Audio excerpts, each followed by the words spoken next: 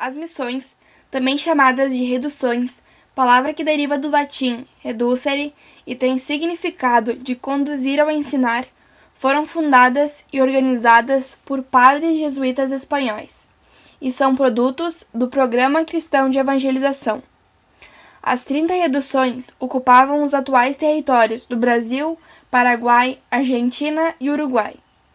Em tais missões haviam índios de diversas etnias, os quais sofreram grande impacto dos europeus com a chegada dos padres jesuítas em 1626. Entretanto, a maioria dos indígenas da região eram da etnia Guarani, e em função disso, esse grupo ficou conhecido como Grupo de Redução Guarani, e também foi visto como o modelo ideal das reduções jesuíticas por sua organização e o alcance da sua missão. Os jesuítas chegaram à região com o objetivo de catequizar e civilizar o povo. A permanência, contudo, era conflituosa. Durante o século XVII, eram comuns as batalhas travadas entre bandeirantes e indígenas. Os conflitos eram marcados pela destruição das missões e pelos primeiros êxodos dos guaranis. Nos períodos de paz, os indígenas retornavam ao local de origem com o apoio dos jesuítas. Entre os desafios dos padres estavam os de convencer os índios de que precisavam ser sedentários e monogâmicos, sendo que estes eram nômades e poligâmicos, além de serem politeístas.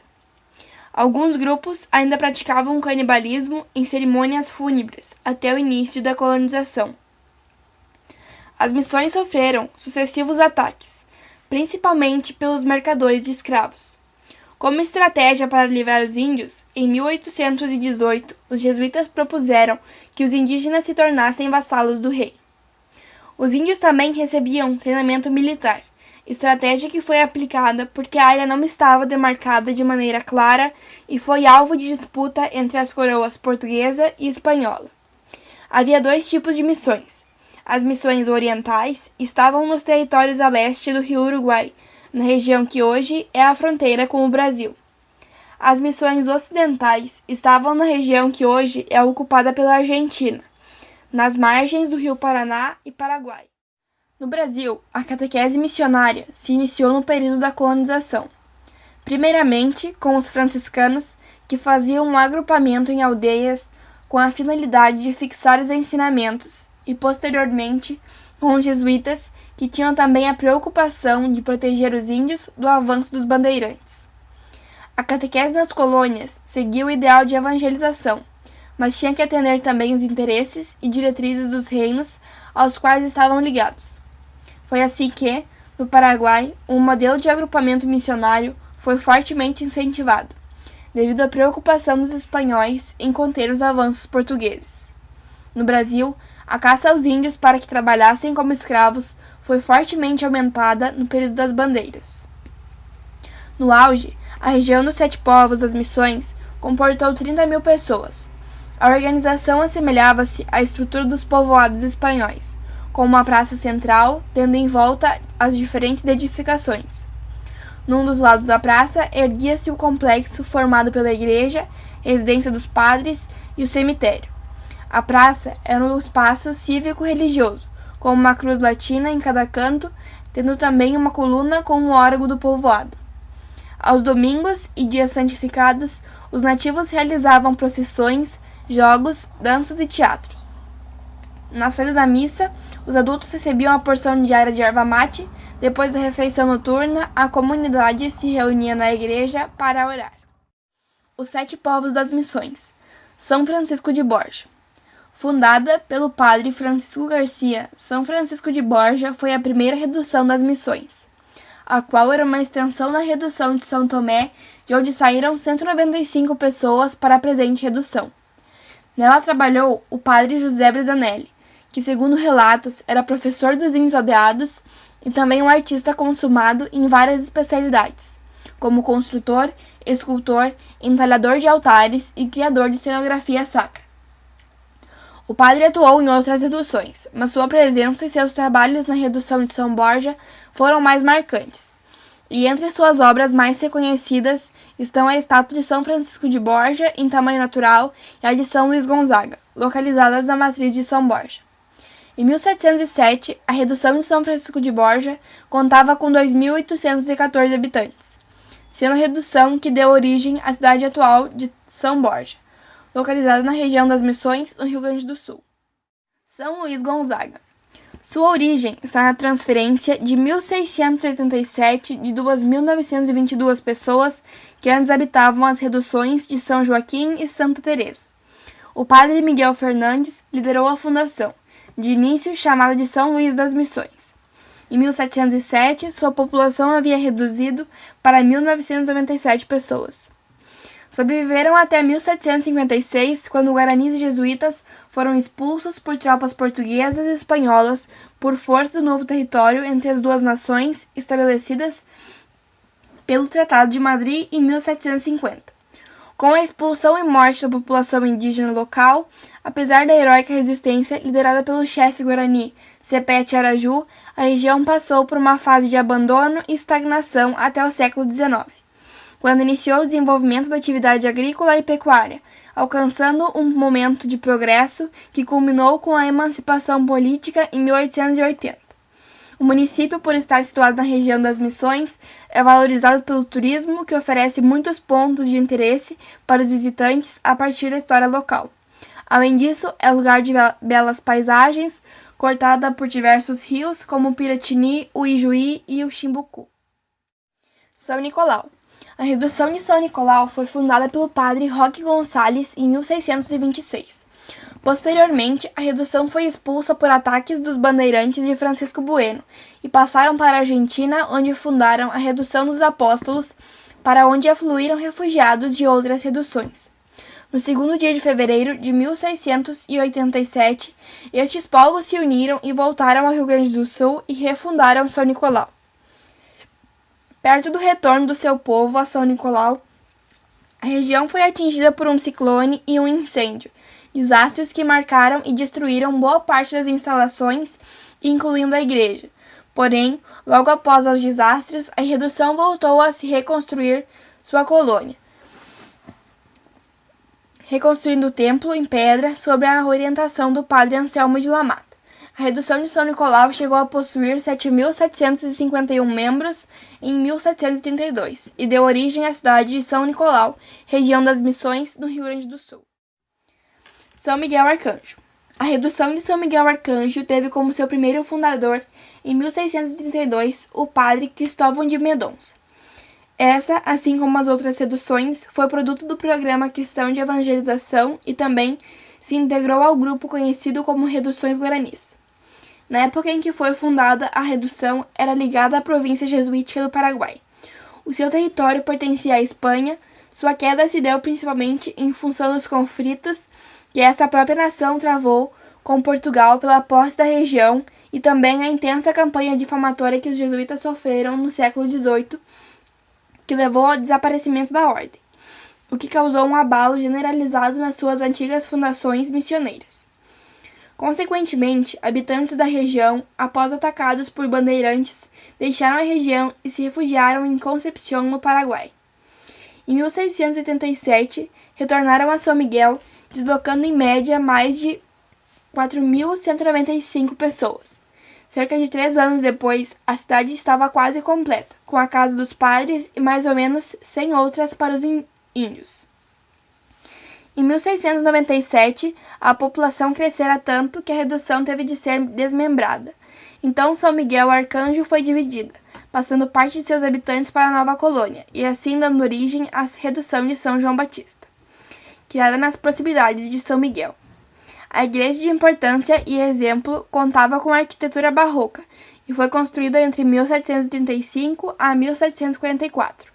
A construção foi dirigida por padres e teve o corpo de operários formado apenas por indígenas.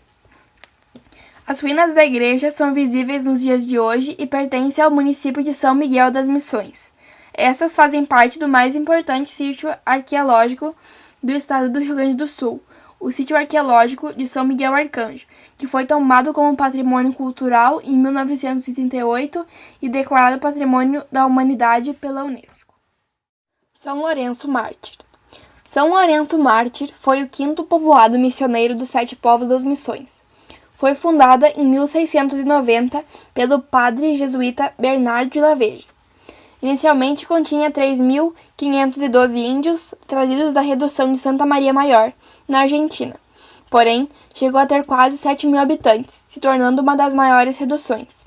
O local continha uma série de construções muito bem planejadas, como uma praça ao centro e a igreja como principal construção. Era um prédio de aproximadamente 80 metros de comprimento e 40 de largura, com 5 altares e muitos objetos de ouro, prata e bronze, e uma grande imagem de São Lourenço, seu padroeiro. O povoado se destacou pela agricultura e pela criação de gado e de ovelha, e lá chegou-se a catequizar mais de 2.000 índios. São João Batista. O sítio arqueológico de São João Batista é um conjunto de ruínas remanescentes da redução jesuítica homônica, que fazia parte dos 7 povos das missões. Foi fundada pelo padre Antônio Sepe. Foi seguido por 2.832 pessoas oriundas da redução de São Miguel, que saíram de lá devido ao crescimento populacional e à dificuldade de abastecimento. Os trabalhos na igreja iniciaram em 1708, quando já havia 3.400 pessoas habitando a Delmento. Sob a orientação de Sepe, esta redução mostrou alto nível de atividade cultural. Suas ruínas se localizam na cidade de Entre Juiz. Sepe era geólogo e minerador, extraindo o primeiro ferro das missões, fazendo instrumentos variados e até os sinos da igreja do seu povo. Sua obra-prima foi o relógio instalado no campanário da igreja que, ao dar as horas, fazia desfilar pelo mostrador os 12 apóstolos. Atualmente, o sítio abriga restos das estruturas do cemitério, da igreja e do colégio, além de estruturas complementares como olarias, barragens e estradas. Em todo o sítio podem ser observadas peças esculpidas como pedras grês. Placas interpretativas contam a história a partir dos relatos feitos na época em cartas escritas pelos padres. Santo Ângelo Custódio, chamado de capital das missões, é o maior município da região dos 7 povos. Sua população anteriormente habitava a Concepción, passou por Ijuí e por fim se fixou em Santo Ângelo, em 1706, com 2.879 habitantes, sob o comando do padre jesuíta Diogo de Aze, sendo a última das 7 reduções. Esta foi consagrada ao anjo custódio das missões, o protetor de todos os povos missioneiros. Mesmo com uma estrutura semelhante às outras reduções, o povo de Santo Ângelo prosperou economicamente, tornando-se na época o maior produtor de erva mate e o mais rico. Os povos guaranis. A partir de um processo de migração iniciado na região amazônica e na região litorânea do Atlântico, os povos guaranis ocuparam um vasto território nas regiões contíguas da Bacia do Prata. No início do século XVI, época dos primeiros contatos, a população guarani provavelmente chegava ao número entre 1.500.000 a 2 milhões de pessoas. Em 1537, Gonzalo de Mendonça chegou ao Paraguai pelo atual território do sul do Brasil e, em seu retorno, fez contato com o grupo Guarani, fundado Assunção, que séculos depois se tornaria a capital do Paraguai. Na medida em que avançavam continente adentro, as expedições de conquista espanholas encontravam diferentes populações guaranis em territórios às quais os espanhóis passaram a chamar de províncias. Essas províncias ocupavam uma vasta área, que ia da costa do sul da cidade de São Vicente, no Brasil, até a margem direita do rio Paraguai, e desde o sul do rio Paranapanema e do Grande Pantanalou, Lagoa dos Charais, até as ilhas do Delta, junto da atual cidade de Buenos Aires. Para o povo guarani, o solo era sagrado. Ele era considerado uma transformação de seus antepassados, que ao morrerem se convertiam em terra. Esse apego era um dos principais obstáculos encontrados pelos jesuítas ao procurarem converter numerosas tribos dispersas a se reunirem em uma mesma redução. Os guaranis, como filhos da natureza, não se preocupavam com o dia de amanhã. Eles não eram dotados do espírito criativo. Caracterizavam-se por uma certa irresponsabilidade e volubilidade. O povo guarani, de um lado, guerreiro e antropófagos, e de outro, prendados, dóceis e acolhedores. Atualidade do povo guarani. Já em contato com o mundo moderno, hoje eles não têm mais os vastos campos de onde tirar sua alimentação e sobrevivência. colocados na civilização em que temos que disputar a nossa existência em função daquilo que podemos produzir, os guaranis em nada lembram o povo glorioso que era. Vivem em uma área doada pelo governo do estado com aproximadamente 27 famílias e cerca de 200 habitantes, sendo metade de crianças. Os guaranis têm escola, pequenas plantações e praticam um artesanato precário, de onde tentam obter dinheiro na venda para as pessoas que visitam as reduções. A região, por ter se tornado um grande ponto turístico, tem sido um ponto comercial para os índios que habitam a região, principalmente em São Miguel, onde vendem o seu artesanato. Este, caracterizado pelo uso de plumas, fibras, vegetais trançados, argila, pedra e pigmentos preparados manualmente.